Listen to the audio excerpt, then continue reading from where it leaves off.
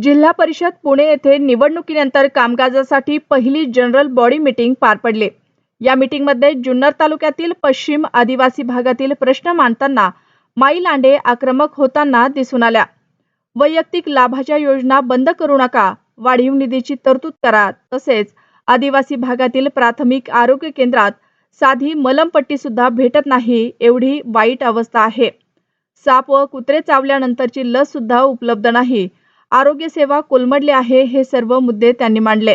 तसेच मॉडेल स्कूलची कामे चालू आहेत, ती गेले 1 ते 1.5 वर्षापासून चालू आहेत, परंतु आजपर्यंत पूर्ण झाली नाही। साहित्य अस्ताव्यस्त पडले आहे, त्यामुळे विद्यार्थ्यांच्या जीविताला धोका आहे, असे अनेक प्रश्न त्यांनी मांडले। त्यानंतर सीओ साहेबांनी तातडीने आदेश देत मॉडेल स्कूलच्या ठेकेदाराला ब्लॅकलिस्ट करा, असे आदेश कार्यकारी अभियंता बांधकाम विभाग यांना दिले आहेत। तसेच जिल्हा आरोग्य अधिकारी यांना आरोग्याच्या सर्व औषधे, लस आदिवासी भागात ताबडतोब पोहोचवा, असे आदेश सीओ साहेबांनी दिले आहेत। तसेच वैयक्तिक लाभाच्या योजना सुद्धा चालू राहतील, असे आश्वासन जिल्हा परिषदेचे अध्यक्ष वीर धवल जगदाळे यांनी दिले आहे। जुन्नर टाइम्स पुणे। गेलो होता तिथे मला पट्टीला मारायला मलम सुद्धा नव्हता। ही अतिशय वाईट परिस्थिती आहे। मी मगासपासून बोलण्याचा प्रयत्न करते, पण मला संधी नाही मिळाली, म्हणून आता होते। दुसरा विषय, 25 तारखेला सीओ साहेब मी तुम्हाला एक तक्रार केली होती संबंधित एका ठेकेदाराबद्दल की मॉडेल जे स्कूल अतिशय चांगली संकल्पना आहे। तुम्ही 6व्या मजल्यावर असता, अध्यक्ष सर 5व्या मजल्यावर असतात, पण जिल्हा परिषदेचं कळस आहात तुम्ही, कळस सोन्याचं आहे, पण हे खालचं बांधकाम लोखंडाचे, त्याला गंज लागायच्या आधी वंगण घाला।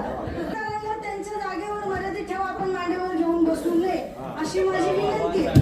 दुसरा मुद्दा माझा, मी तुम्हाला सांगितलं माझ्याकडे तुम्ही मला 15 मेला 25 मेला मी आली होती।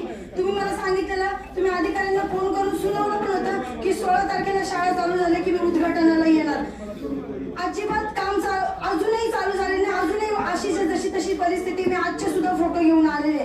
जर तुमच्या शब्दाला ते केल्याच्या टोपलीचा मान देत असतील, ते तुमच्या ठेकेदार तुमच्यापेक्षा मोठे आहेत का साहेब? नाही, मग ते काम पूर्ण व्हायला पाहिजे की नको? जुन्नर तालुक्यामधल्या एवढ्या सगळ्या शाळांचं काम एका ठेकेदाराला दिलंय आणि तोच एक ठेकेदार 10 पिलावळा घेऊन ती कामं करतो। तर असं व्हायला नको। त्याच्यामुळे आपण बोलतो ही कामं रखडत चाललेली आहेत, कामं होत नाही, कामं रखडत चालली आहेत। त्याला कारण हेच आहे की एकच ठेकेदार 10 अरे तोंड केवढी साबला आपण खातो किती?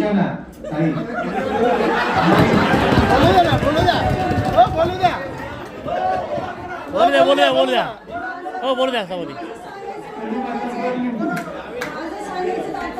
आपल्याला 4 कामं नीट करायची, पहिले 2 कामं करा, पण ती नीट करा। दुसऱ्याला त्याचा त्रास होत नाही। 40,000 लोकांचं नेतृत्व आम्ही करतो, आम्हाला लोकांच्या तोंडावर जायला लागतं। आपल्या भागामध्ये बरं माझा आदिवासी भाग आहे, मी घेऊन म्हणजे सांगते, मला कळवळ आहे त्या भागाबद्दल, कारण अगदी 40 किलोमीटर पर्यंत लोकांची धावपळ एवढी होते, दवाखान्यासाठी होते, म्हणजे आरोग्यासाठी भांडणं, रस्त्यांसाठी भांडणं, सगळ्या सोयींसाठी भांडणं, वैयक्तिक लाभासाठी भांडणं। निवडून आलेली त्याच्या दुसऱ्या दिवशी महिला मला म्हणतात, बाई आता आम्हाला गिरणी दे।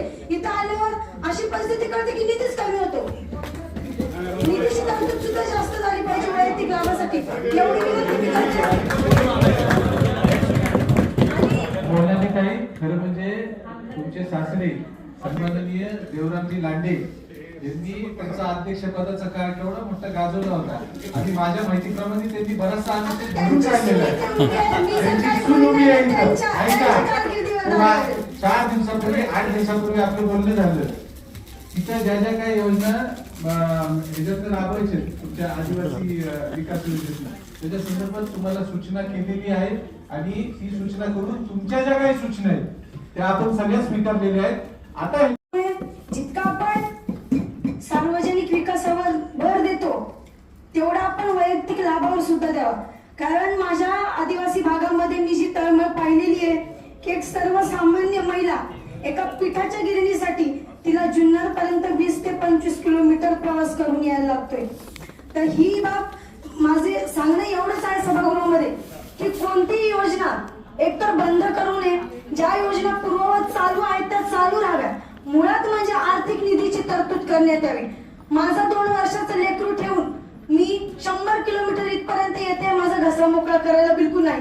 त्याच्यामुळे आमचं म्हणणं प्रोसिडिंगला आलंच पाहिजे.